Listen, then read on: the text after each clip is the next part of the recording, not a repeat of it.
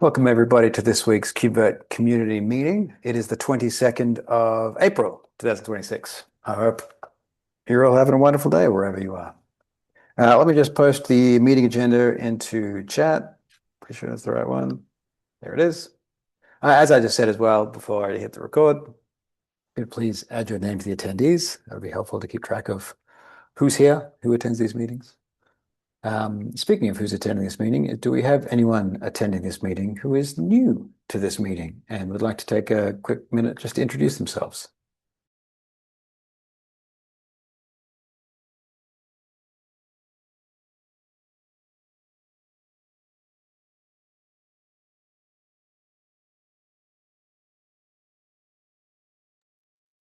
I'll take that as a no.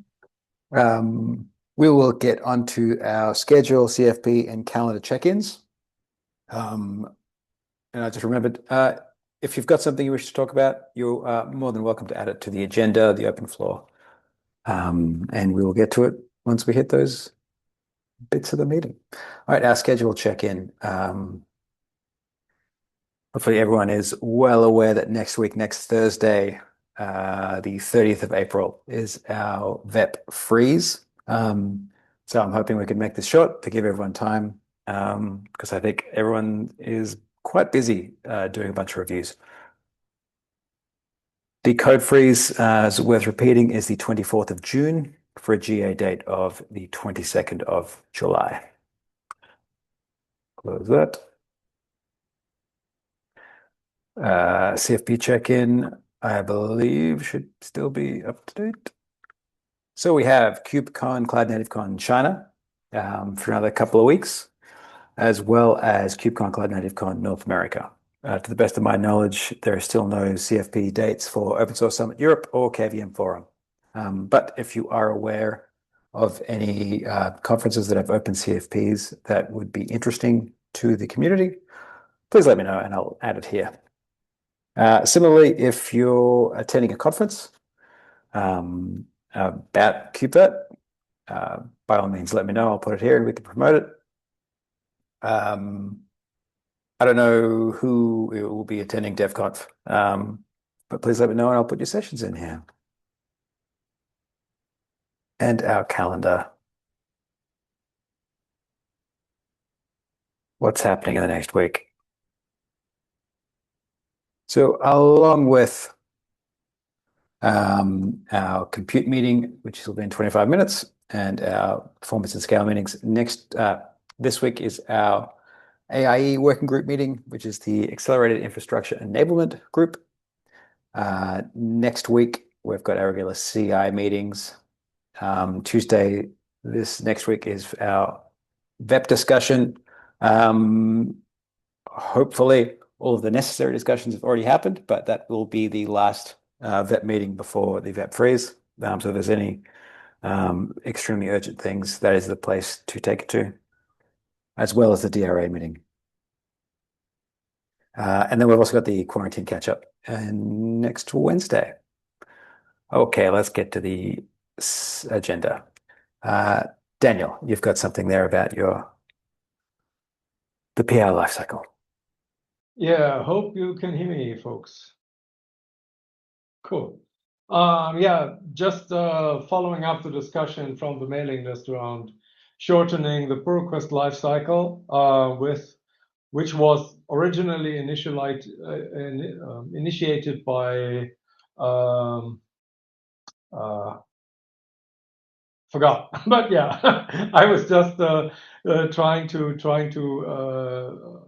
put something up, and we have finally decided or agreed on the mailing list that we want to shorten the overall PR cycle from 150 days, cycle being from life cycle stale after 90 days to life cycle rotten after 30 days to closing rotten PRs after another 30 days. I think that makes overall like 150 days. We have shortened the periods to 45 respective 14 respective 7 days. We have agreed on that at least. For pull requests, we want the issues, we want the close cycle, we want it to stay the same. So what, and that's basically what is being covered by this pull request that I've put into the notes. So anyone, please leave your feedback there and see whether you have issues, comments.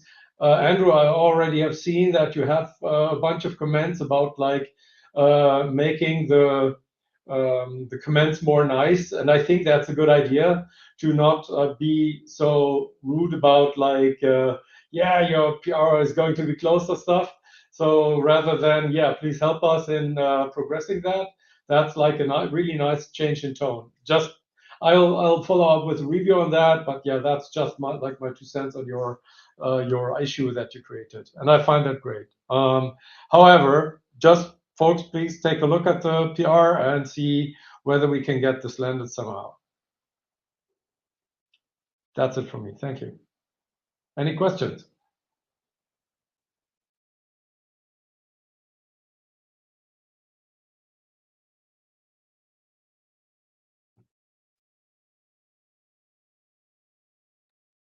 Doesn't look like we have any questions. I guess I have a question. Yeah, so I created an issue regarding those updates to those comments. Does it make sense to separate those concerns? We change the time frame with the currently existing PR, and once that's merged, we can look at updating the comments for that. Does that make sense? I mean, I could also, either way, it works for me. I would also say we can just like incorporate your feedback into the current pull request and update the comments as well, because Okay. issues are entirely separate from that. So I would leave them as that. Yeah, and we would basically like update the pull request comments with your yeah, nice updates, and that could also be okay if anyone. So Andrew, if you want me to incorporate that, just say yes, and I'll do that. I mean, I could also add them as comments, as suggestions, if you prefer that. No, it's all fine. I think if you'd like to Okay. get that in, then Okay. You twisted my arm. Okay. Thank you. And I believe the info pool link listed there will also, it's referenced in my issue. So if you're curious about what I wrote to change these messages, you should be able to find that through the paper trail there. And if no one else has any questions on that topic, we will move on.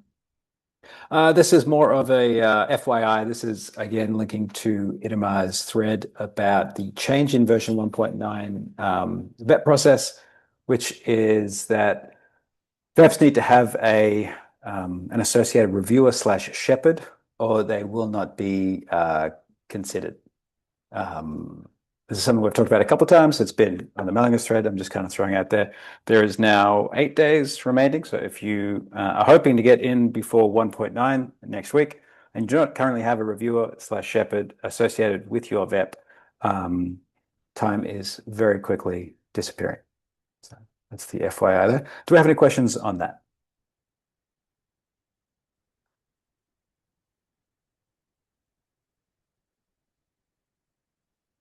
Cool. Daniel, you've also got the open floor. Yeah, just like another FYI, we've been missing the 136 provider lanes for a bit right now. So we just have merged the new lanes for today. They are not being triggered automatically, as is always the case initially when they are being introduced. For now, overall, those lanes look pretty good, like network, storage, and operator all went green directly during the rehearsal.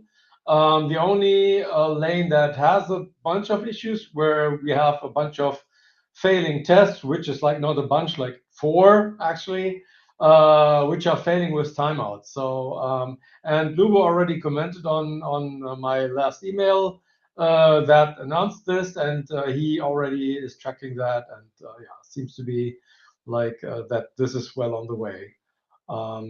Yeah, that's it for me. And yeah, so just for Lee, if you're here, would really appreciate that we move forward with 136, moving to CentOS Stream 10. That would be really great. Yeah, I'm here. Yeah, I have a PR posted for that. I just need to. There are failures in it. I'm not sure if they're the same as we're seeing with CentOS Stream 9, but yeah, there's a PR posted. I'll try and move that forward. Cool, thanks. Thank you, Daniel. Dylan. Yeah, so last week a fix went through for the SIG performance test for a flaky test, and since then it's been failing at a very high rate. I opened the quarantine PR, and then Lee then subsequently opened a fix, which I linked, and I just kind of wanted to at least bring eyes to it just so we can get it merged as soon as possible. Yeah, thank you for that. The assertion that I changed last time, it's racy. It was racy still. I didn't realize. So I've just changed it to be numerical this time, so it can catch both cases. Hopefully, this is apologies for not doing this the first time around. No problem from my side. Thanks for getting back to it so quickly, though.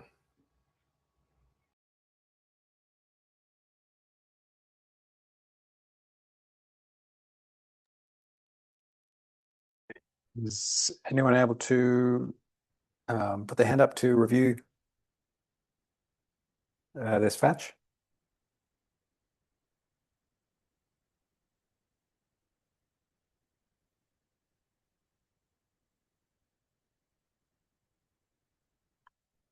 Ooh. Thank you, Jed. We will move along. Fan, you asked to look at these at the end, but the next few things are just kind of FYIs. So do you want to talk to these now? Well, we've still got a bit of time. Yeah.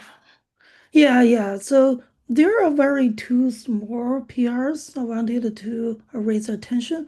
So the first one is just adding a new guard for the vCPUs. So yeah, so that's very straightforward. So just avoid some new issues when unexpected the vCPU is new and the dereference error. The other PR is a small enhancement. We have currently, yeah,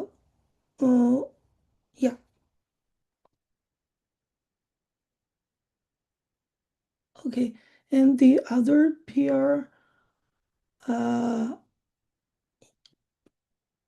yeah, so this one is we have the label and annotation propagation mechanism, but currently it asks the user to explicitly enumerate all the labels and all annotation in the configuration. It's not user friendly. So this PR is introducing a wildcard. So user can use expression to a wildcard to list all the uh, uh, to provide the label or annotation with the same prefix.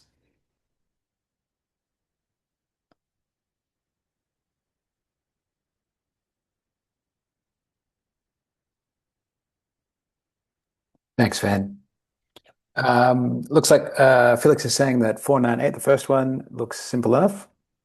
Looks very excited with the large font and big bold lettering. For I was sure 496, you would like it, sorry. sorry, what? Yeah, I was sure you would like it. Yeah, no, I just want to say I'll give it a look. Okay. And is anyone able to, while we're here, take a look at 496?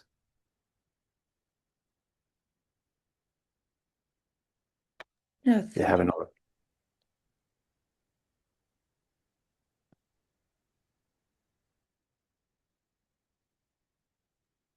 Looks like it needs a rebase. Yeah, I will update. Okay. So once that has been rebased, if someone could please take a look at that. Alan will take a look. Can I CC you, Alan? Yeah, that works. Remember, we had a lot of discussions whether or not we want to pursue this. I don't know, Lubo, if you have if you remember this. Yeah, but basically, it's also an API change. So I wonder if we shouldn't pay more attention to this. Would this require an enhancement proposal? Yeah, I'm not 100% sure. Like, I would love to hear your opinions on this.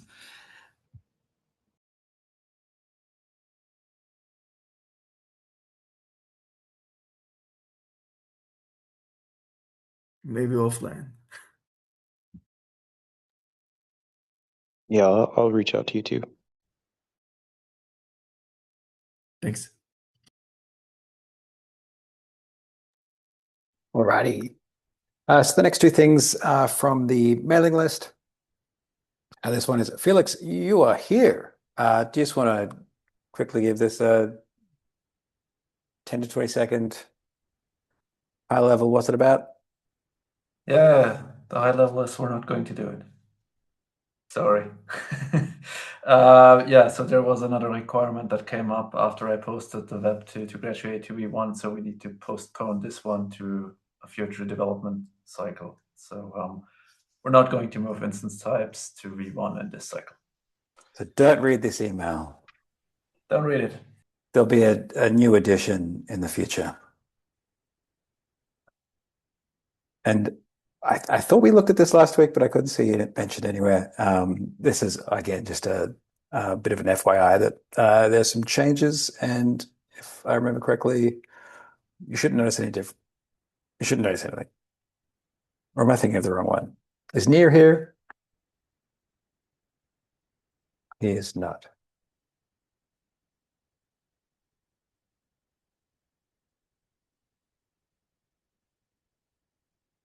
Oh, I think this has to do with the fact that it's becoming the default, and so the binding plugin is being removed.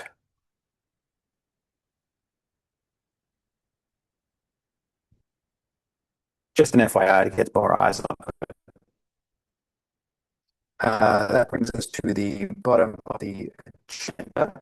I can't see anything being added. Does anyone else have anything they want to throw out there in the last 10 seconds before we finish 10 minutes early?